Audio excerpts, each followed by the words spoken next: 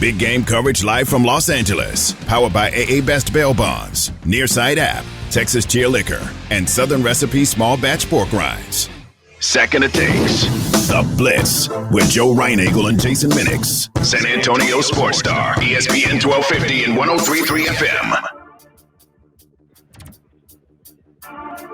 It is the Blitz here on San Antonio Sports Star, ESPN AM 1250, 103.3 FM. He's Joe Reinagel. I'm Jason Minix. Our AA Best Bail Bonds big game coverage continues from L.A. on Radio Row. Former Cowboy quarterback Ryan Bleav joining us as Jake Plummer's walking by. Absolutely. You wouldn't recognize Jake Plummer today. That's true. I was like, no, I still do. You might.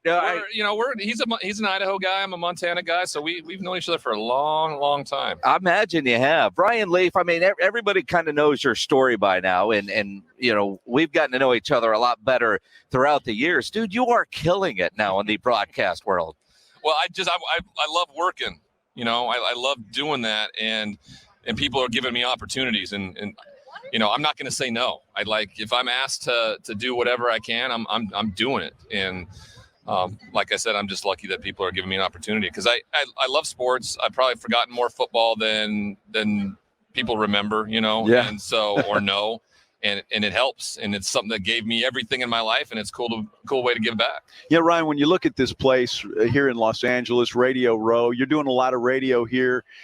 What's the vibe for you to be here? And I mean, do you just enjoy just talking football? Because you're doing 7 hours of radio every day. Yeah, well, today I am. You know, what it is an opportunity, and I live in Los Angeles, so that makes it pretty cool too. Because you know, I didn't know with COVID and everything if we were going to be able to travel or anything. So having the Super Bowl in Los Angeles makes for an easy commute. I get to sleep in my own bed, get to put my kid down to bed at night, and that's fun because this week is incredibly busy. You know, was here at 8 a.m. We'll probably head home around 9-10 o'clock tonight. So it's a full day, and luckily the season will be over on Sunday, and I can maybe get back out on the golf course a little bit. Yeah, college football analyst, NFL analyst, you do it all. And you know, I go back to the first time we had you on the air was Super Bowl 50 in San Francisco. Yep. And you know, I was working with that one at the time, and you know, we saw you were doing a couple interviews, and but Johnny Manziel was going through some stuff. Yeah.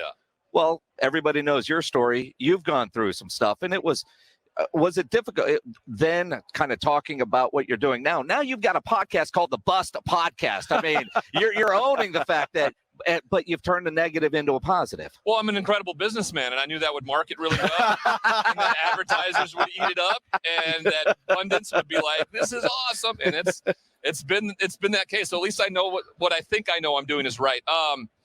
That Super Bowl in San Francisco, I went up primarily to get a health and body scan from the NFLPA. Mm-hmm. That's what I went there for. I had been in prison for the last 4 years. I wanted to make sure my body was, you know, not going to let me down, because now that I was free, I wanted to live and have this life. And so I went up for that. And during that process, the Manziel news broke. Dan Patrick had me on his show, and I was really transparent and vulnerable and honest about it. And then it became a whirlwind. But I was still incredibly fearful of coming on to Radio Row, because I just thought I'd walk down the aisle and I would just be constantly judged, you know, for being what they would consider a bust or just a failed human being, is the way I looked at it. And I had a friend of mine, he's a comedian who comes around, and his name's Craig Gass. And he comes to Radio Row and he does imitations of people. He does Tracy Morgan and Al Pacino and Mark Wahlberg. I mean, he's an incredible comedian. And he said, "Here, let me go on these radio hits with you, and I can bring some levity to it and make people laugh." And what he did is he pretty much held my hand. That's what he did. He held my hand through that process. And that was 6 years ago. Like you said, Super Bowl 50. And then it became this thing that every Super Bowl I'd show up and kind of make it about other people, make it about helping other people. And that's what we continue to do. And that's a big reason why I recorded and put out Bust, the Ryan Bleav story, simply because I wanted it to be there for people to know that there is a solution, there is an answer. And if I can do this, like anybody can.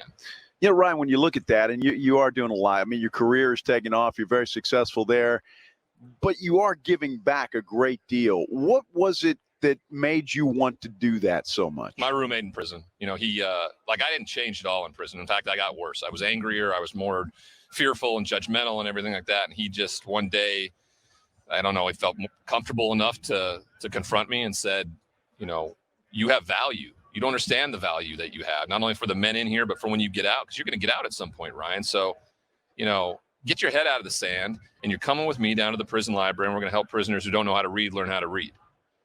And I had never been of service to anybody in my life. I used to think what I did on Saturdays and Sundays was me being of service, and that's just silly.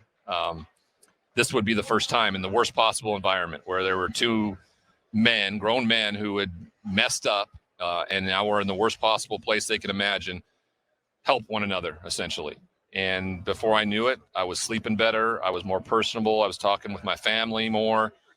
And I knew that when I got out, it was going to have to be at the foundation of who I was. So everything I have now is due to the fact that I give it away. That's the best way to put it. You can't keep any of it unless you give it away, and that's what I try to do every day.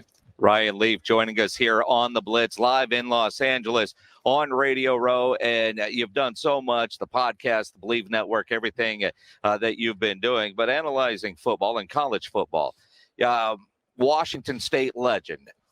Washington State's got a very interesting San Antonio connection coming up with Eric Morris, who was the head coach at UIW, taking over as OC. And the quarterback that Incarnate Word had, Cam Ward, is going to end up being the starting quarterback for the Cougars this year. I don't know if you've seen Cam on tape or any of the stuff that he has done, but when you go from, he was running triple option in high school, nobody recruited him. Eric saw him at a camp. He threw about 4 passes, and he said, don't throw anymore. I'm going to put you over here so nobody else can find you. And then he just broke every record he could at that level. But to go from a high school like that, small college, to the Pac-12, how difficult of a transition should we expect Cam Ward to have? It'd be incredibly difficult, right? And it's something that, as an alumnus, watching everything play out over the last year as it has, and seeing the freshman of the year, the guy who led the conference in touchdown passes, and Jaden DeLaura, up and leave and go to Arizona because they got rid of some of Nick Rolovich's, run and shoot philosophies. I was a little hesitant. I love what Coach Morris brings to the table, and I've loved what I've seen from Cam Ward. It's a different animal, don't get me wrong. I'm willing to believe that the choice by Jake Dickert and Pat Chun, the athletic director, and moving back towards the personnel groupings of kind of the air raid feel. They're going to call it the Coug raid, use the tight end a little bit more. But I will say this, don't just believe that Cam Ward has the job in tow. There's some good quarterbacks there that are in that room that are going to battle him and make for a healthy competition, I think. Because if he doesn't have the goods at that level, you'll find out pretty quickly, and luckily they have a very good quarterback room. But I expect Cam Ward to be the guy. Ryan, when I look at college football overall, I'm a little concerned with the whole NIL thing. I'm just concerned that it's going to blow up, and it's just going to, I don't know, ruin the game, but really take away from. What is your feeling on that? Don't be concerned. Okay. No, don't be concerned at all. The rich getting richer thought process was always going to be the case. What you should be worried about is the fact that the presidents and the committee in expanding this college football playoff have not got off the stump. They have to expand the playoff. That's what's going to ruin it, because no one's going to be interested in college football, regardless of NIL or the transfer portal or any of it, if you're limiting to 4 teams. I don't care if Georgia and Alabama play in the college football championship every single year. You need more teams involved. It ultimately may get to that place where those are the 2 best teams, but you got to have 12 or 16 teams to keep everybody involved, excited throughout the year, because once that first Tuesday comes and you see your team sitting somewhere like at 15 or 14, you're almost like, our season's over. Yep. We don't have a chance. And in a year where they brought 2 new teams to the table in terms of Michigan and Cincinnati, there was more excitement. Yep. People were more interested. And we want that, and we need it. That's the one thing I think you would look at in terms of what could bring down the demise of college football. NIL, what it is what was going on in the shadows is now legal and okay. That's what that is. Well, that's it. And also you'll have fewer players opting out of bowl games if they're big games, if they're playoff games. Yes. You're a quarterback. Could you imagine, all right, the year you guys won the Rose Bowl, you weren't going to opt out of that. Let's say you were quarterbacking Washington State in the Sun Bowl. I don't need to go play in that one. It was a different time. Yeah. The evolution of the advocacy of players and what's really important, like it wouldn't even have crossed my mind if we were playing in the Sun Bowl not to play in the Sun Bowl. Right. Yeah. I wanted to play. I just wanted to compete. I wanted to play. I wasn't thinking that I was going to get hurt, that my NFL riches weren't always going to be there for me. It just was a different time. My jersey was being sold in the bookstore. I didn't care about it. I didn't want my piece of that pie, or that my name, image, and likeness was on the college football video game, EA Sports video game. I just thought it was super cool to pull up Washington State and see number 16 running around out there, right? It's just a different time. And if I would have understood how much money was being made, I may have had a different idea of what I should have been compensated for, and the Johnny Manziel era really showcased what was available to a player, because guess what?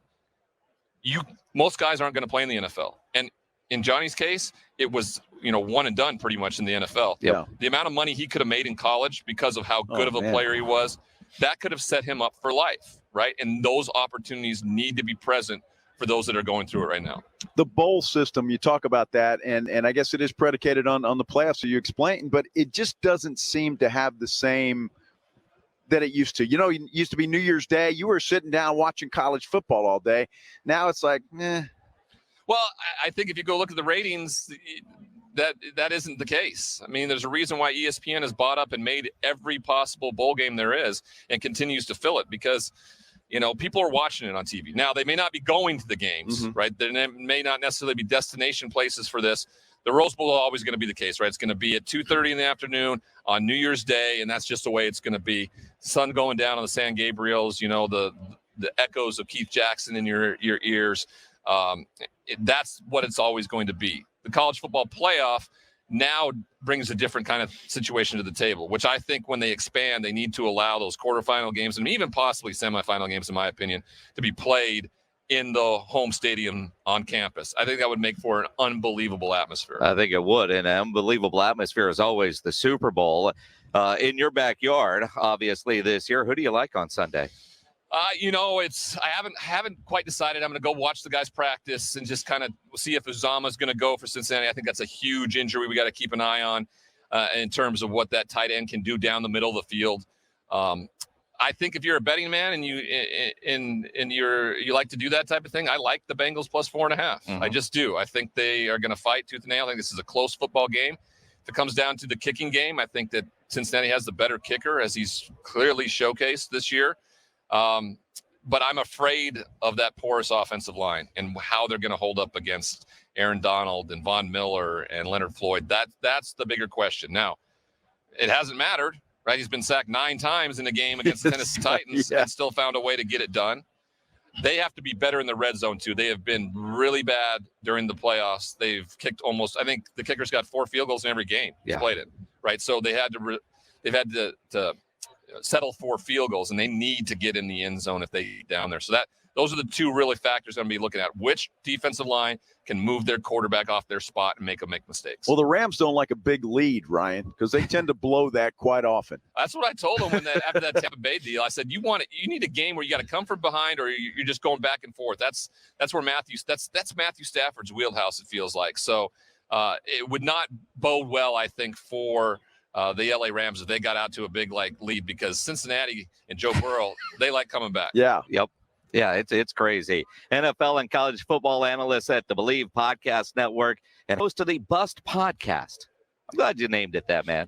I'm proud of you, man. Make that money. That's what you got to do, man. You got that little boy of yours getting bigger every day. He goes through a new pair of shoes every 2 weeks. So yeah. and his mom's like, he should be in really nice shoes. So that's been problematic. And they're not cheap, are they? No, they're not cheap. And they're inevitably obsolete in 2 weeks because he's growing so fast. Well, he's going to be tall. Yeah, he's going to be 6'9", I think. It might be. I mean, you guys you're a tall couple. He's going to be a very tall kid. So we were in London. I was the NFL analyst for Sky Sports for the final 6 weeks of the season. So we were in London, and I brought my family with me, and we went to Harry Potter land. And in the store on the way out, there was a onesie of all the houses at Hogwarts, and he was all excited about. He hasn't decided which. He was waiting for the sorting hat to tell him which house he's in, so he wants all 4 of them. So we go to pick it out, and I pull it off, and ultimately he just turned 4 years old, and what we ended up buying him was the 6 to 7 1-year-old onesie. So he's the same size I was at 5 years old that he was at 4. So that tells you a lot right there. Good luck, man. Yeah. Good luck. Ryan Bleav, always great seeing you, man. You too. Thanks, guys. Good stuff. Ryan Bleav joining us live here on Radio Row in Los Angeles.